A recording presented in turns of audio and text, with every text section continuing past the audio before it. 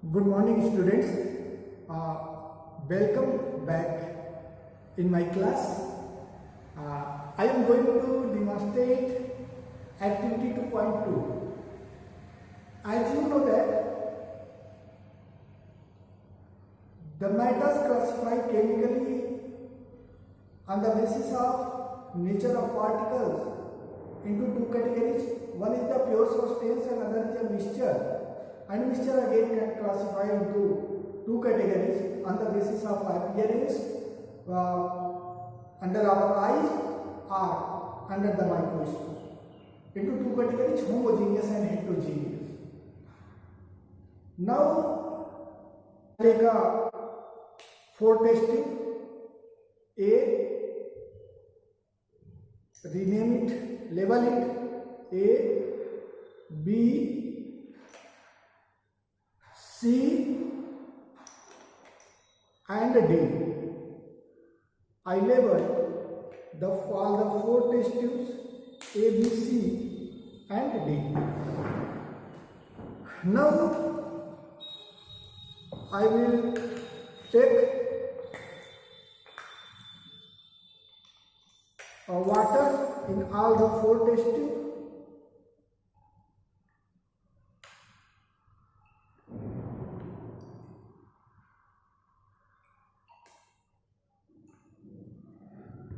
And in A, test tube A, I am going to add very little amount copper sulfate. In test tube B, I will add nearly 1 spatula copper sulfate. And in group C, I will add chalk powder. This is a chalk powder, so I will add in group chalk powder. So I added chalk powder, and in test tube D, I will add now starch powder. So nearly 1 spatula starch powder.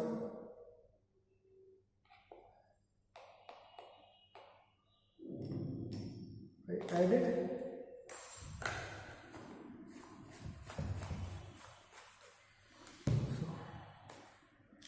So let us observe.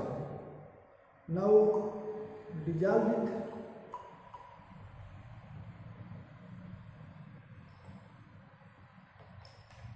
Let me add a little bit more.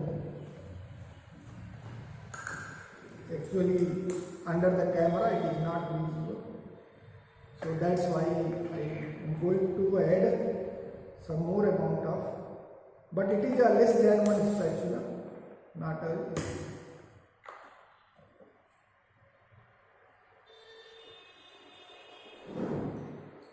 Just dissolve it. So while we are dissolving any chemicals in water, our hand motion only from this to and fro. This is with a small jar. This is the right way to mix solute in water or in any solvent. Now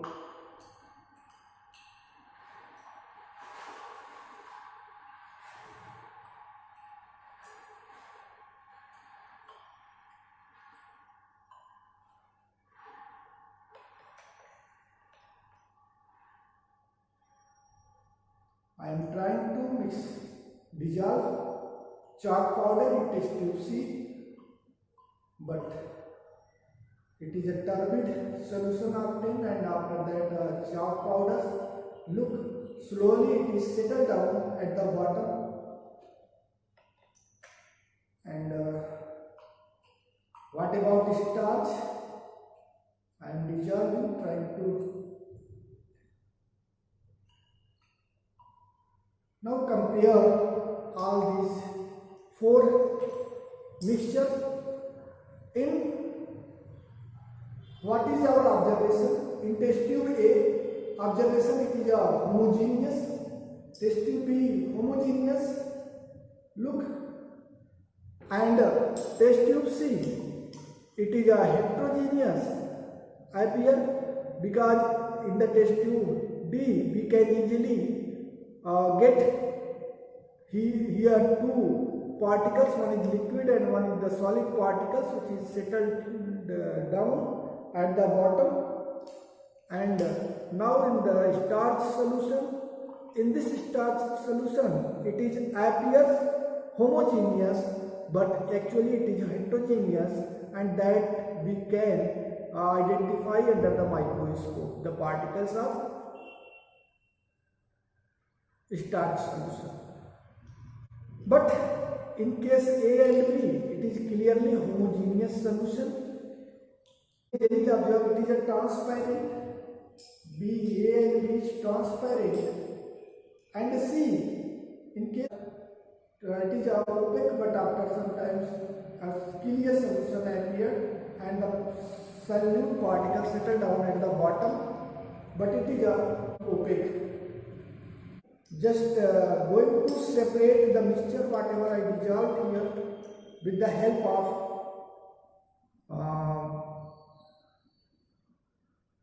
filter paper and funnel. Let me bring the filter paper and funnel. So here I brought the filter paper and I am going to check the filtration.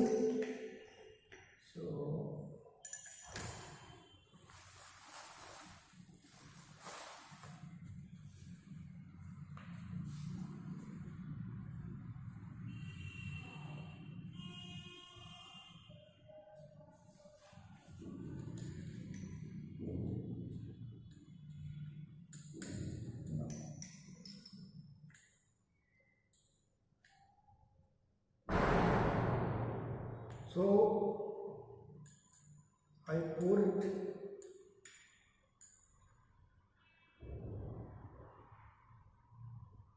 The same solution we are getting now, the same solution we are getting now here. Let us check. We can able to separate the solute particles with the help of filter paper or not. This is activity about I am performing here. I am trying to get separate the solute particles present in copper sulfate solution.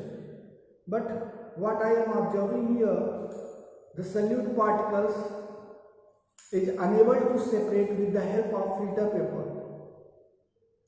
So our inference will be solute particles does not separate with the help of filter paper, because as same as a colored liquids we are getting here in the test tube after filtration.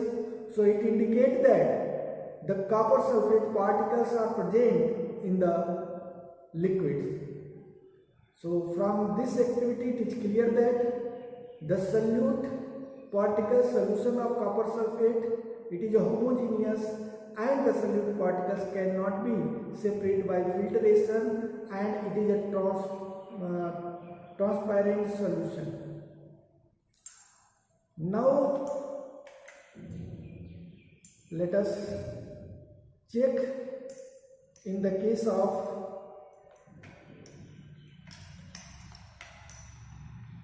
suspension.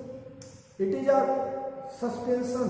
We call this type of solution in which the solute particles get settled. It is known as suspension, and in which the solute particles does not get settled. It is known as colloid. So let us separate it in another test tube.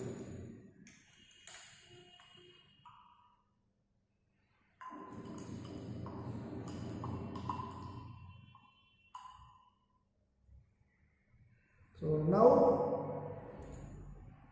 in this case a clear liquids we or getting, that is because of the copper sulfate. Let us take this, collect another test tube. Clear liquids means the particles dissolve in the water that get going to separate and remain in the filter paper. So we can separate the soluble particles in case C or in the chalk solution with the help of filter paper.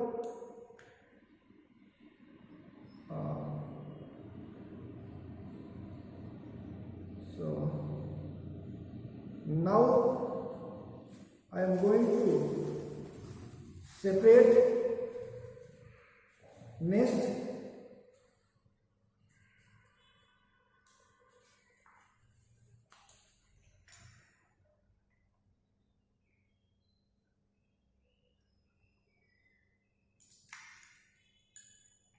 this is a colloidal.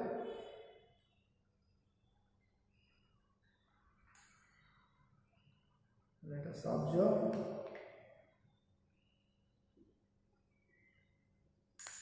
So in this case, we will not get a transparent liquid. The some turbidity is there. It is not a clear transparent. So in this case,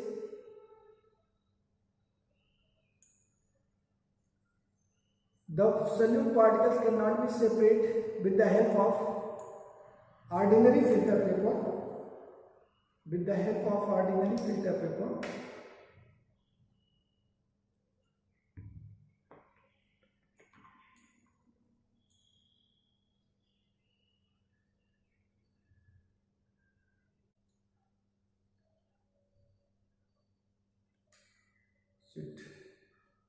So here we are observing opaque liquids.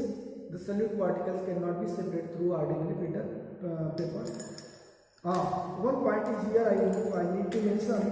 This is a colloidal solution. Colloidal solution. In the case of colloidal solution, solute particles cannot be separated with the help of filter paper. What is the conclusion overall? In case of A and B, homogeneous solution is formed, and particles of homogeneous mixture are small enough that we could not able to observe through our naked eyes. And in case of C, it is a suspension solution form, and suspension particles are very large that can be visible under eyes, and since they are very large, so under the gravity they have to settle down at the bottom. In case of colloidal solution, the colloidal solution, the solution of starch, the particles are small. So colloidal particles can be passed through the filter paper. So on the basis of this activity, we can calculate there are three types of the solution: two solutions, suspension and colloidal. So that's all about it. Thank you.